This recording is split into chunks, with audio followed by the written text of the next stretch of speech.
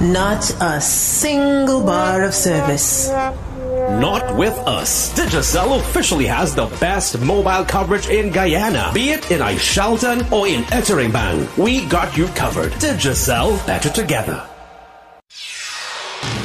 This is the news on top of the hour. Live from our studio in Georgetown. Kaieteur Radio, 99.1 FM.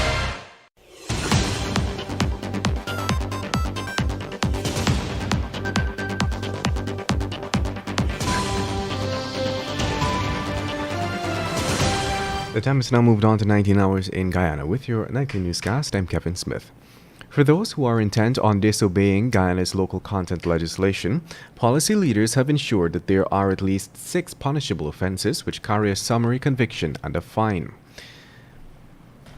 The law states that a contractor, subcontractor, or licensee who submits or causes to be submitted any record or any other information, knowing or ought reasonably to have known that the submission is false or misleading, commits an offense and is liable on summary conviction to a fine of $10 million.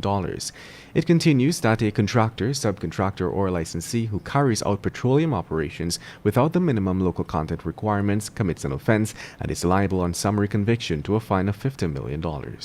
This would also take into consideration the bundling of contracts. And as Guyana continues to ignore the advice of financial institutions regarding cheap loans from Chinese lending institutions, the most recently released quarterly Bank of Guyana report has revealed that the country's external debt is overtaken by the money it borrowed from China. In the bank's first quarter report, it was noted that China Exim Bank accounts for 39.5% of the country's total external debt. Additionally, debt repayment to the China Exim Bank accounted for 82% of debt repayments to bilateral creditors.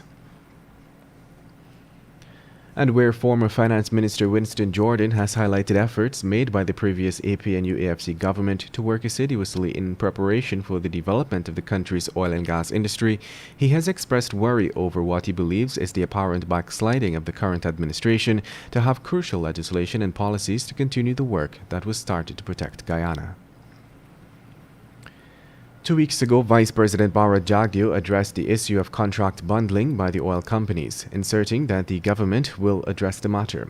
However, opposition leader Auber Norton believes that this is another empty promise made by Jagdeo, even as local businesses continue to decry the situation, which the local content secretariat has noted is simply an industry norm.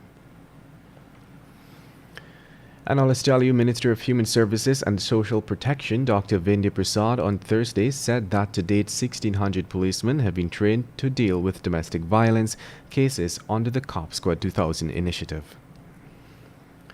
And China Harbour Engineering Company, the contractor that was awarded the Chadijagan International Airport expansion project, is one of the 2 Chinese-owned companies vying for the contract to complete the upgrades of the East Coast Demerara Highway.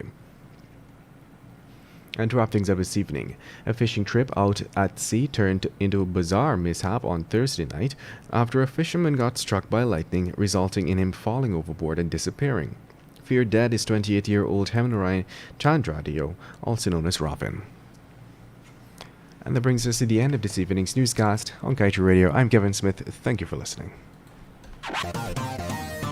Kaieteur Radio, keeping you informed. Demerara and Essequibo 99.1 FM. Burby's 99.5.